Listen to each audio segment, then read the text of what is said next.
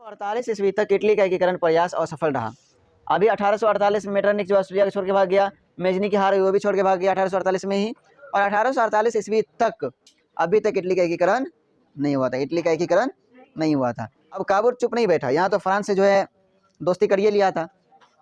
अब आगे क्या किया उसने, नेपोलियन तीसरा से जो संधि कर लिया, एग्रीमेंट बनवा लिया। अब संधि क्या किया, जिसके तहत फ्रांस ने ऑस्ट्रिया के खिलाफ, किसके खिलाफ, ऑस्ट्रिया के खिलाफ पीडमोंट को, किसको, पीडमोंट को सैन्य समर्थन यानी कि सेना देने का वादा कर दिया। 3 दिन क्लास के इटली के एकीकरण में, कितने दिन, 3 दिन। अभी इटली के एकीकरण में मेजिनी के बारे में पढ़ेंगे, मेजिनी का क्या हाथ था, और एकीकरण का जब द्वितीय चरण आया, प्रथम चरण खत्म हो गया, पहला चरण खत्म हो गया, जब द्वितीय चरण आया, वीडियो चालू है नहीं है, चालू है, हमको लगा चालू है नहीं, समझे। तो जब एकीकरण का द्वितीय चरण आया तब जो है काउंट काबूर आया, उसके बाद गैरीबाल्डी आया। इस सब का क्या हाथ है, इटली के एकीकरण में इन लोगों ने क्या किया नहीं किया, इसके बारे में आज किस क्लास में हम लोग जानेंगे और इसके बारे में चर्चा करेंगे, ठीक है ना। तो देखो क्या है, मेजिनी, मेजिनी कौन था, तो मेजिनी जो है एक साहित्यकार और गणतांत्रिक विचारों का समर्थक था। यानी ये जो है साहित्यकार थे, गणतांत्रिक थे और गणतांत्रिक विचारों का समर्थक करने वाला था, गणतंत्र को मानने वाला था। किसको मानने वाला था, गणतंत्र को मानने वाला था। या तो तुम याद कर लो, नहीं तो बहुत पिटाई पड़ेगा।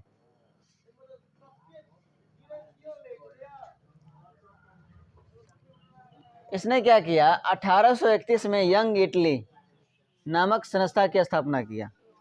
एग्जाम में पूछेगा यंग इटली नामक संस्था की स्थापना किसने किया, तो मेजिनी ने किया था। किसने किया था, मेजिनी ने 1831 ईस्वी में, मेजिनी ने 1831 ईस्वी में यंग इटली नामक संस्था की स्थापना किया था।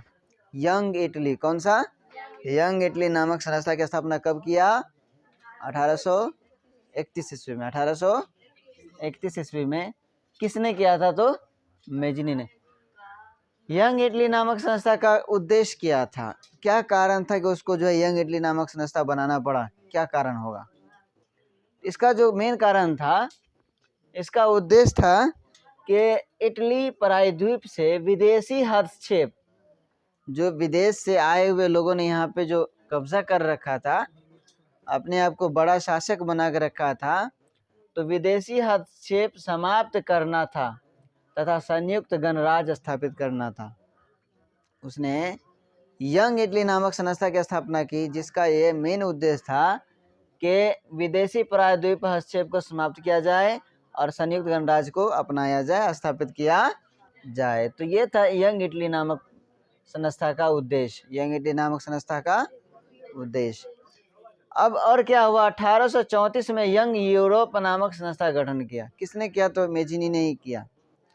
मेजिनी ने 2 संगठन बनाए, कितने, 2 संगठन बनाए। एक का गठन किया 1831 ईस्वी में यंग इटली के नाम से, और दूसरा जो गठन किया 1834 में यंग यूरोप के नाम से। किसके नाम से, यंग यूरोप के नाम से संस्था का गठन किया।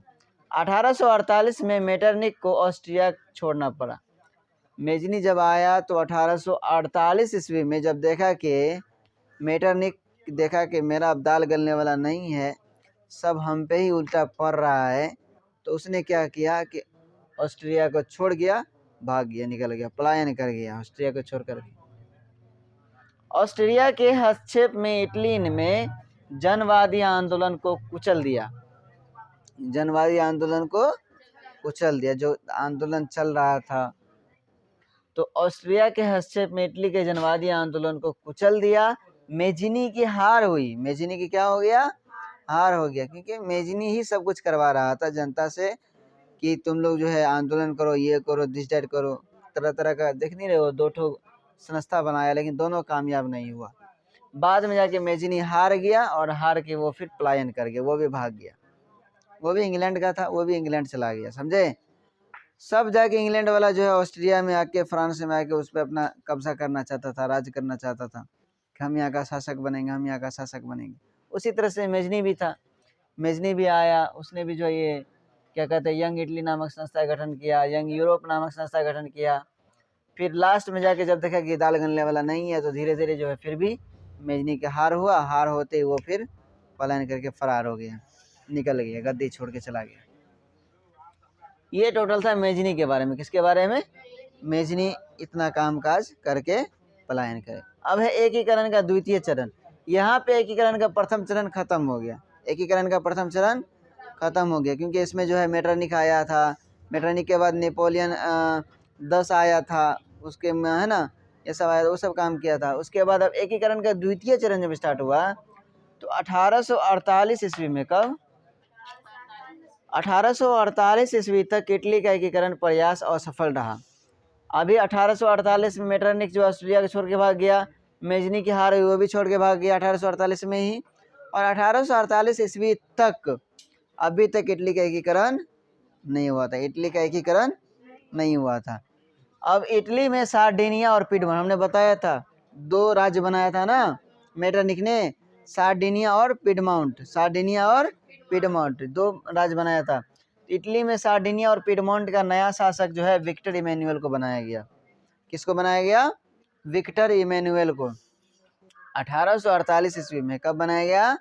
1848 ईस्वी में पिडमाउंट और सार्डिनिया का नया शासक किसे बनाया गया? तो विक्टर इमैनुअल को। विक्टर इमैनुअल, विक्टर इमैनुअल को, विक्टर इमैनुअल को जो है शासक बनाया गया। यह राष्ट्रवादी विचारधारा का शासक था। कैसा शासक था? राष्ट्रवादी विचारधारा का शासक। कैसा शासक था? राष्ट्रवादी विचारधारा का शासक था। ये जो है राष्ट्रवादी विचारधारा रखते थे। इसने जो है काउंट काबूर को प्रधानमंत्री बना दिया। किसको प्रधानमंत्री बना दिया? काउंट काबूर को। कहाँ का प्रधानमंत्री? तो ऑस्ट्रिया का। कहाँ का? ऑस्ट्रिया का, समझे। वहाँ का प्रधानमंत्री इसको बना दिया गया।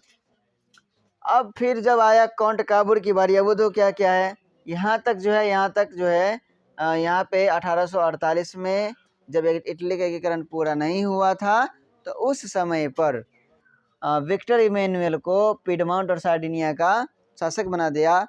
और विक्टर इमैनुअल ने क्या किया कि काउंट काबूर को प्रधानमंत्री वहाँ का बना दिया। ठीक है ना। अब काउंट काबूर के बारे में पढ़ो कि काबूर एक सफल कूटनीतिज्ञ और राष्ट्रवादी था। इटली के एकीकरण में सबसे बड़ी बाधा ऑस्ट्रिया का मानता था। किसको मानता था? उसने, ऑस्ट्रेलिया नहीं रे, ऑस्ट्रिया। हाँ, ऑस्ट्रेलिया नहीं है, ऑस्ट्रिया है। काउंट काबूर जो है देखा कि जब इटली का एकीकरण नहीं हो रहा है, क्या कारण है, तो इसका कारण जब देखा तो उसने क्या कहा कि ऑस्ट्रिया को ही इसका कारण माना कि इसी के कारण की वजह से इटली का एकीकरण नहीं हो रहा है। ऑस्ट्रिया को पराजित करने के लिए फ्रांस से दोस्ती कर लिया। काउंट काबूर ने क्या किया? ऑस्ट्रिया को हराने के लिए, किसको हराने के लिए? ऑस्ट्रिया को हराने के लिए किससे? फ्रांस से दोस्ती कर लिया। किससे दोस्ती कर लिया? फ्रांस से दोस्ती कर लिया। 1853 से 54 के क्रीमिया युद्ध। क्रीमिया का युद्ध कब हुआ था? 1853 से 54 में। तो 1853 से 54 के क्रीमिया युद्ध में काबूर ने फ्रांस की ओर से युद्ध में सम्मिलित होने की घोषणा कर दी। फ्रांस ने आग्रह नहीं किया था। फ्रांस ने नहीं कहा था काउंट काबूर के तुम आओ यहाँ पे और तुम जो है युद्ध करो मेरे साथ, अपने सिपाही को लेकर के आओ हमारे साथ युद्ध करो, नहीं कहा था। इसने अपने मन से युद्ध में शामिल हो गया, युद्ध किया। अपने मन से युद्ध में शामिल हो गया। बिना बुलाए पे कोई जाता भी नहीं है, बिना बुलाए पे युद्ध में चला गया मारकाट करने के लिए। तो कब गया था? 1853 से 54 में। कौन सा युद्ध चल रहा था? क्रीमिया युद्ध। कौन सा युद्ध चल रहा था? इस युद्ध में जो है बिना किसी जो है बुलावा के काउंट काबूर युद्ध में शामिल हो गए, घोषणा कर दिया कि हम भी युद्ध में लड़ेंगे। आगे क्या हुआ? काबूर ने नेपोलियन III से संधि की, जिसके तहत फ्रांस ने ऑस्ट्रिया के साथ खिलाफ पिडमोंट को सैन्य समर्थन देने का वादा किया। अब काबूर चुप नहीं बैठा, यहाँ तो फ्रांस से जो है दोस्ती करिए लिया था, अब आगे क्या किया उसने, नेपोलियन तीसरा से जो है संधि कर लिया, एग्रीमेंट बनवा लिया। अब संधि क्या किया, जिसके तहत फ्रांस ने ऑस्ट्रिया के खिलाफ, किसके खिलाफ, ऑस्ट्रिया के खिलाफ पिडमोंट को, किसको, पिडमोंट को सैन्य समर्थन यानी कि सेना देने का वादा कर दिया। कि क्या देने का वादा कर दिया, सेना देने का, सिपाही देने का वादा कर दिया। इसके बदले में नीस और सेवाय 2 रियासत फ्रांस को दे दिया। जब फ्रांस ने ऑस्ट्रिया को यानी कि किसको क्या कहते हैं, काउंट काबूर को सैन्य समर्थन देने का वादा किया, तो इसने क्या किया, काउंट काबूर ने फ्रांस को 2 रियासत दे दिया, एक तो सेवाई और एक तो नीस। ये दो जो है क्या कहते हैं रियासत दे दिया, एक नीस और सेवाई। कौन कौन सा रियासत, नीस और सेवाई, 2 रियासत इसको दे दिया। किसके बदले में दे दिया, जब सेना का समर्थन उसको दिया तो उसके बदले में उसने 2 ठो रियासत दे दिया। 1859 से 60 में ऑस्ट्रिया और पिडमोंट में सीमा संबंधी विवाद के कारण युद्ध हो गया। अब सीमा को लेकर के युद्ध हो गया 1859 से 60 में। कब, 1859 से 60 में ऑस्ट्रिया और पिडमोंट में सीमा को लेकर के, किसको लेकर के, सीमा को लेकर के एक विवाद हो गया, जिसके कारण युद्ध हो गया। इसके कारण क्या हो गया, युद्ध हो गया।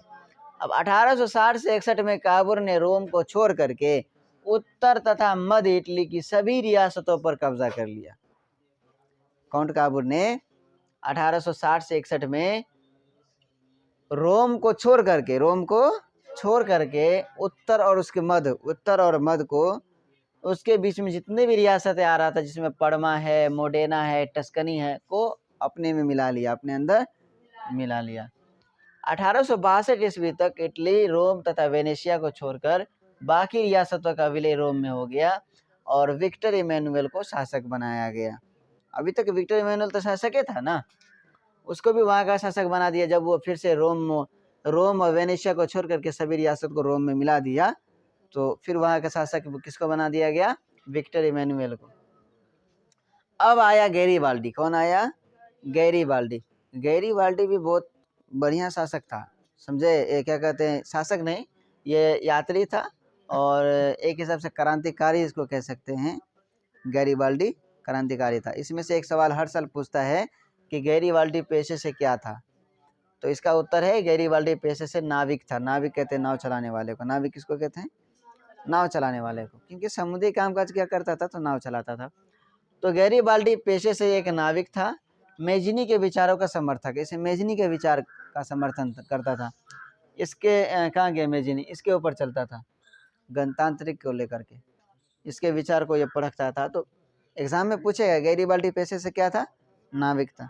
क्या था, तो मेजिनी के विचारों का समर्थक था और अपने सैनिकों को लेकर जब देखा कि इटली का एकीकरण नहीं हो रहा है, अभी तक रुका हुआ है, इटली का एकीकरण क्या कारण है, क्यों रुका हुआ है, उसने क्या किया कि अपने सैनिकों को लेकर के, खुद अपने सैनिकों को लेकर के इटली के प्रांत सिसिली और नेपल्स पर आक्रमण कर दिया। इटली का 2 प्रांत है, एक है सिसिली और एक है नेपल्स।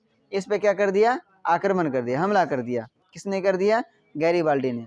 किसने कर दिया, गैरीबाल्डी ने। यहाँ की जनता इसका समर्थक बन गया। अब देखा कि जब यहाँ पे हमारे साथ जो है क्या कहते हैं, बहुत सख्ती से पेश आया करता था, हमको सताया जा रहा था, तो वहाँ पे आके गैरीबाल्डी ने हमको बचाया, आक्रमण कर दिया। तो उसके वजह से वहाँ के लोग जो है गैरीबाल्डी का समर्थन करने लगे, उसके पक्ष में आ गए।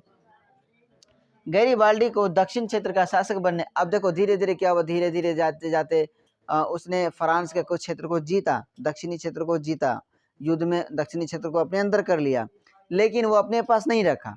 उसने वो किसको दे दिया, विक्टर इमैनुअल को दे दिया कि तुम जाओ दक्षिणी क्षेत्र का तुम शासक बन जाओ। लेकिन विक्टर इमैनुअल ने क्या किया, गैरीबाल्डी को दक्षिण क्षेत्र का शासक बनने का प्रस्ताव विक्टर इमैनुअल द्वारा दिया गया। पहले तो दक्षिण क्षेत्र विक्टर इमैनुअल को दे दिया। किसको दे दिया, विक्टर इमैनुअल को दक्षिण क्षेत्र जीत करके। लेकिन बाद में क्या हुआ कि विक्टर इमैनुअल ने ही दक्षिणी क्षेत्र को बोला कि गैरीबाल्डी को बोला कि तुम ही इसका शासक बनो, हम नहीं बनेंगे। लेकिन गैरीबाल्डी इसको ठुकरा दिया, बोला कि हम नहीं शासक, हम नहीं बनेंगे। फिर वो जो है उसको छोड़ करके चला गया, मतलब कि वहाँ पे फ्रांस को छोड़ करके, इटली को छोड़ करके चला गया। लास्ट में हुआ क्या, तो 1862 में काबूर की मृत्यु हो गया, काउंट काबूर मर गया 1862 में। अंततः 1871 ईस्वी में इटली का एकीकरण हुआ। कहाँ से चलते आ रहा है, 1700 कुछ से चलते आ रहा है ना, तब से चलते चलते चलते 1871 ईस्वी में जो है इटली का एकीकरण हुआ। एकीकरण इसलिए नहीं हो रहा था, सब सोच रहा था अपना फायदा, इसलिए एकीकरण नहीं हो रहा था। यहाँ पे गैरीबाल्डी आया, सबको निपटा दिया। निपटाने के बाद जब देखा कि जब इधर काउंट काबूर मर गया, शासक कोई बचवे नहीं किया, तो फिर जाके इसका एकीकरण हो गया। तो कब होगा, 1871 ईस्वी में यहाँ पे जाके इटली का एकीकरण हुआ।